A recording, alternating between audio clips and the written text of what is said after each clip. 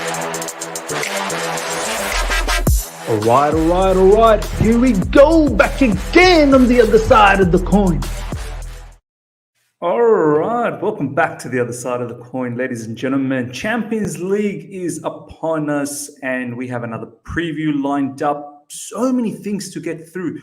Thomas Tuchel did a madness in the press conference, so there's a lot to talk about, ladies and gentlemen. So let's get straight into this. Bad boy Mendy's in the screen, as you can see. We've got Chelsea versus Malmo coming up. It's quite an important game. We lost against Juventus, so we need to do something in this match to ensure we're on track to be first, at least in this group. I mean, we need to be coming first in this group. First thing, let's talk about the Pulisic injury update. Look, let's go through what Thomas Tuchel had to say first, and then I'll provide my opinion. I would love to know what you guys have to say about this as well. I know there's a lot that's been talked about this particular player, but let's go through what Thomas Tuchel had to say. This is what he had to say in the press conference. Thomas Tuchel on Christian Pulisic. He has a setback from pain, not major injury or complication, just pain in the ankle. Then he goes on to say, once these players with quick movements like Christian feel this pain and aren't free in the movement, the recovery isn't happening, so you have to start over again. Once the pain comes back, you have to do a little pause, then start all over.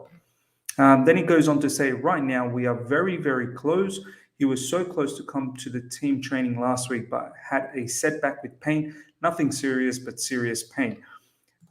He's very impatient. He does everything. We see him suffering every meeting. He's really suffering. He wants to be in the pitch and help us. Unfortunately, the injury takes its time. So, guys, I think we can safely say that Christian Pulisic is very, very frustrated, very, very disappointed about the whole situation.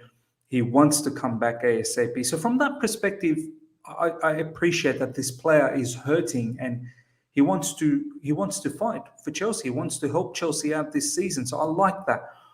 From the other perspective is, it seems like his injuries end up having setbacks, which is very, very annoying and frustrating. So he has an initial injury, then it seems like he wants to come back from it. And then as soon as he wants to come back from it, there seems to be another setback. And this isn't the first time this has happened to him. It's happened to him in previous times as well, where his body just doesn't feel completely right. And it prolongs the whole recovery situation. So, look, I don't know. Obviously, he's not going to feature against Malmo. He hasn't featured since the last international break. Not the one that just passed, but the last one before that. And it's now quite a lot of matches he's missed out. I can't picture how he makes it on time for Norwich.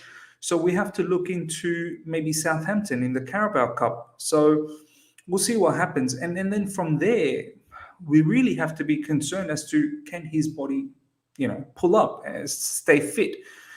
Thomas Tuchel has mentioned in the press conference that a player like Christian Pulisic, who wants to be free with his movement, these sort of injuries are not easy for him because he wants to dribble, he wants to be robust. And then when you have injuries in your ankle where it sort of limits you, it's something to think about long run. What do we do? I mean, do we refine his game where he has to pick and choose as to when he wants to dribble, when he wants to be robust with his pace? It compromises his game at such a young age, and you don't want to do that. And then on the other side, you're thinking, well, is his body ever going to recover to its maximum potential? Is he always going to be an injury-prone player? I don't know. So there is that decision that we have to make. And this is why I say, let's wait till the end of this season and see what happens. If he hasn't played enough game, my personal feeling is he needs to be sold, and we need to replace him with a winger that's going to be available. Availability is a massive, massive skill to have. So that's a bit about Christian Pulisic's injury. There's no particular time frame as to when he's going to be back. It seems like it's getting closer and closer. I don't think he's going to be available for Norwich because that's just around the corner. Maybe the Southampton game in the Carabao Cup. We'll see what happens. Next up, Thomas Tuchel talks about Lukaku's form. This is very, very interesting topic at the moment, and not many people really want to talk about this. And I want to see what you guys have to say as well about, Lukaku's form in recent times, because he's gone away, I saw a stat yesterday, the last 7 games he hasn't scored. So For Chelsea, that is. Obviously for Belgium, he's been banging in the goals. This is what Thomas Tuchel had to say about Romelu Lukaku. In the very moment, my opinion is that I feel Romelu is overplayed. He played too many competitions over the summer with the national team and now the Nations League. He's a fantastic athlete and such a competitive guy. And this is the thing. I personally feel as well that Romelu Lukaku has been overplayed. I think he's due for a bit of break. I mentioned this just before the international break, just before we played Brentford, that there was a minor injury concern on Romelu Lukaku. He left Belgium early to come into Chelsea. There was some sort of small, minor muscle injury concern on Romelu Lukaku, and I was sort of thinking, does he deserve a bit of a break against Brentford so that he's more fresh down the track? I think now the conversation is legitimate. We do need to think about giving Romelu Lukaku a bit of a break. And I think it'll be better for him in the long run. One match break in between, he gets his hunger back. Not that he doesn't have his hunger. He's definitely a hungry player. He's very determined, he's got high aspirations of doing well. But I think everybody needs a bit of break. I wouldn't mind seeing him taking this match as a break and come back strong against Norwich. But then again, this is a match we need to win. We can't disregard Champions League. As I said, we have to come first in the group. But I feel like this is a game where against Malmo, we should be winning at home. We should be winning at home. We'll have a look into Malmo, but I'm confident of the other players to come in and do a job. And if they can't do a job, then there's serious question marks on them. So for me, Romelu Lukaku, it's better to get a game off and then come back fresh against Norwich. That's my personal view. Let me know what your thoughts are around Romelu Lukaku, because I feel like a break is good. There was talks about him adapting to the team as well. Maybe a break would do him better, work on the training, not just be that main focal point player, that hold-up player. Bring your movement back into it, connect with the other players, like your Mason Mounts, your Kai Havertz, Timo Werner, Hakim Ziyech in training a lot more, so you get that chemistry right. Because right now I feel like we're lacking a bit of chemistry with Romelu Lukaku, and we're not seeing the complete Romelu Lukaku yet. So that's my thought. I feel like he needs a bit of break. Maybe a break will do him the best. Now, Thomas Tuchel talks about Kai Havertz as well. This is very, very good. I like how he's publicly mentioned this. Thomas Tuchel has challenged Kai Havertz to fight his way back into the Chelsea starting 11, saying he trusts and believes him. We'll look into the lineup. I would start Kai Havertz against Malmo. I feel like he hasn't played against Brentford, and this is a perfect opportunity to showcase his, talent again. We all know how good he is, but it's time he clicks into gears. We need him to fire, and this is a game I don't mind him, being played and banging some goals. So this is a good public announcement from Thomas Tuchel challenging Kai Havertz. Kai Havertz is another player that, I know this is your second season, and their adaptation takes time. Last season there was the whole illness that he had in the pandemic. And he was slowly coming into frame at the end of the season. But this season, he's been more cold than hot, let's be honest. He's scored a goal against Liverpool, got an assist against Villarreal in the Super Cup. But overall, I don't think I've really liked him that much. For Germany, he's banged in a couple of goals, which is fantastic. But you've got to start doing that on a regular basis for Chelsea. I want to see him press. I want to see that high intensity. I don't mind his sort of nonchalant approach, that's fine. But when it's crunch time, I want him to get stuck in. So for me, this is a very good move from Thomas Tuchel, publicly sort of shouting him out to wake up pretty much. And for me, I wouldn't mind starting him against Malmo. Let me know once again your thoughts on Kai Havertz. For me, it's crucial he has a very good season. I've got expectation for Kai Havertz. I honestly had, 10 Premier League goals, assists as well. It's about time he can do that. It's not far-fetched at all. If we can get 10, let's say 10 goals all competition, 10 assists all competition, fine. That's a progress, in my opinion. Some people actually have even higher expectation. All right, let's look at the next thing, which is formation change. Now, Thomas Tuchel, this is what he said. Thomas Tuchel admits that Chelsea could change formation to become more attacking in the future and add more offensive players. Because the journalist in the press conference asked about back three, whether that's hindering the attacking situation. And this is what Thomas Tuchel had to say. He further went on to say, it's not only about creating chances against an opponent defending deep, but a lot of teams defend deep against us. It's difficult. So I think Malmo is going to be another one of those teams. I don't expect them to come at Stamford Bridge and blow us out of the world. I feel like they will defend tight. They will defend deep, perhaps, and find their chances whenever they can counter. And this is the thing.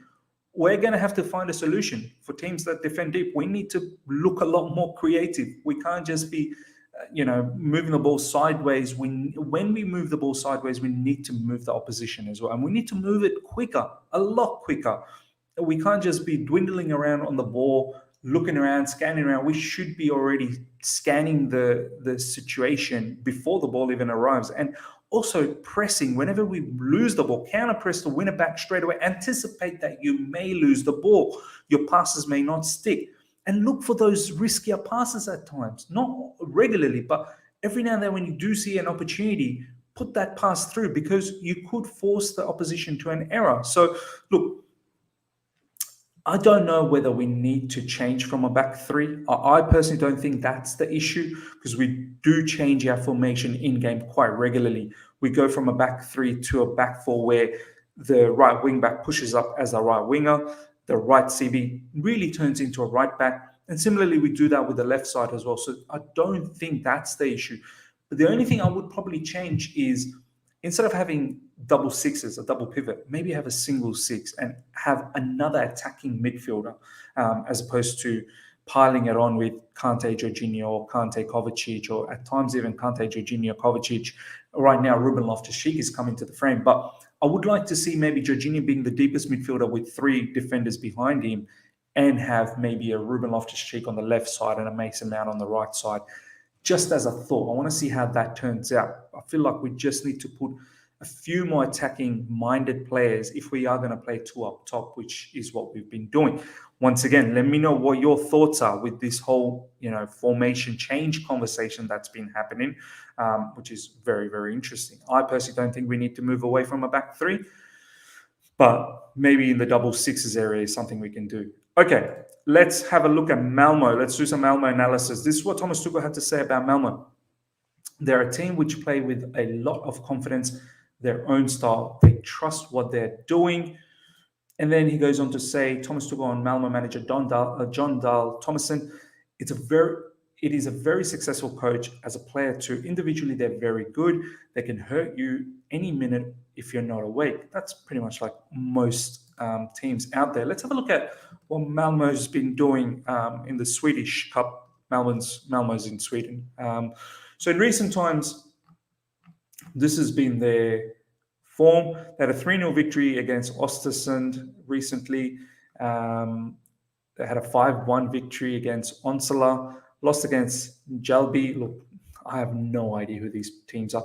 Zenit, they lost 4-0 in the Champions League. And obviously against Juventus, they lost 3-0. So I want to have a look at some of their players. 3-0 over here. Antonio Kolak, Adin Nasic, and Anders Christiansen. I thought for a second it was Andres Christiansen.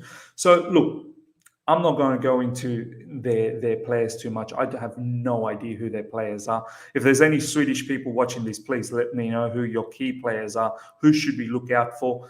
Malmo are first in the Swedish league, 44 points. So we should respect them to a certain degree. We really should. There's no doubt about that. Let's have a quick look at the Champions League table before we move on to doing the Chelsea predicted lineup. Have a quick look at this. So we've got some matches live at the moment. So we'll go into that. But this is it. Group H. Juventus first with 6 points. Chelsea 2 played, 1 win, 1 loss, 3 points. Zenit. So it's very important, guys, that we beat Malmo. We've got back-to-back matches. This is where we can really take advantage. Zenit, who knows, could do a bit of a upset job on Juventus. So we need to make sure we get these points against Malmo and go on top. Very crucial to come first. We don't want to come second where we end up playing one of the heavy teams out there in the second round. So very crucial we continue and get this job done. Okay, let's have a look at our lineup, Chelsea predicted lineup. This is where it gets interesting. Before we do all of that, ladies and gentlemen, smash the like button. It helps the channel out so much. You don't understand. Honestly, I sincerely ask each and every one of you guys who are watching this right now, smash the like button, and if you're here for the first time, subscribe, hit the bell notification as well to stay in touch with all my content. Let's get straight into this. I mean, look, we could possibly have Kepa starting. I don't know. Sometimes Thomas Tuchel does this. He'll mix it up. But I think Kepa might play in the Carabao Cup, which is coming up soon. I'm still going to go with Mendy, who's in absolute hot form after that Brentford game. How do you drop him? You just can't. He's number one at the moment, so there's no way. Rudiger's back in training, but is this game a bit too early for him? That's what I'm thinking. Back injury, just don't want to take too much risky. I'm happy to wait for him till Norwich comes along. And Sarr played good against Brentford, so I'm happy to continue on with Sarr. Silva is back as well, so does Thiago Silva get an opportunity? Once again, do I want to see him against Norwich in the Premier League? Do I want to see him against Malmo? Look, I don't mind. We can go either way here. Silva's in form, so Silva can happen, but I'm just going to have Christensen as in the shadows, because that could be a possibility, but my preference would be Silva.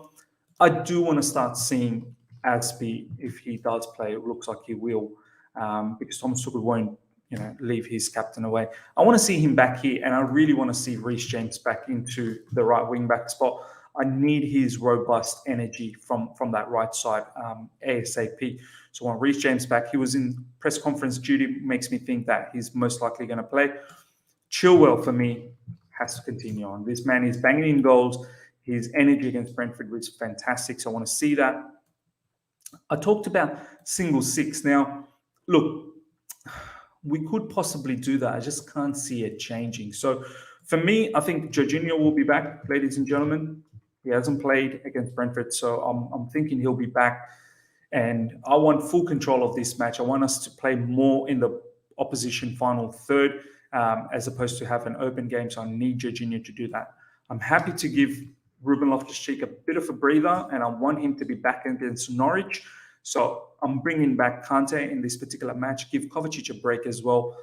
I don't know if Saul is going to get a start here. He may come off the bench. So I'm going to go with Jorginho Kante. That particular combination has done wonders for us last season, especially in the Champions League. And up front, this is how I would set up. I want to give Lukaku a bit of a break, and I want to bring in Havertz as a false nine. I think Havertz as a false nine is something that has worked for us last season. I want to see that continue. A lot of fans have been asking for this as well. Look, we could go with Ziyech, we could go with Mount, but I'm going with Mount. Ziyech off the bench. Ziyech has to impress off the bench. And similarly with Mount as well, but Mount didn't feature against Brentford, well, came off the bench against Brentford, but I want him to start and start getting his form back, Mason Mount. We need him to start clicking. And I really want to give Callum Hudson-Odoi an opportunity again. It was harsh that he didn't get to play against Brentford. He played pretty well, at least the first half against Southampton before the international break. Timo Werner has been playing quite a bit of matches. He can take a bit of breather. Maybe he can come back against Norwich. And Timo Werner can come off the bench as well. Werner hasn't even featured in the Champions League, which is quite interesting. But I want to give Callum Hudson-Odoi an opportunity, Havertz up front, Mason Mount, the two inside forwards, and then we can have Ziyech, Werner, and all Ruben Loftus-Cheek, the likes, come off the bench. My midfield's Jorginho Kante, wingbacks Chilwell, RJ, Sarr, Silva, Aspi to round things off. Andres Christensen could come on instead of Silva. Mendy as the goalkeeper. Ladies and gentlemen, let me know what your thoughts are. This is my lineup. This is my formation for the match against Malmo. I'm expecting a 2-0, 3-0 victory standard. Don't want to disrespect Malmo, but at the same time, I feel like we can get the job done. Let me know what your thoughts are, what your score prediction is. If you've enjoyed this video, smash the like button, ladies and gentlemen. If you're here for the first time, subscribe and hit the bell notification to stay in touch with all my content. Until next time, see ya.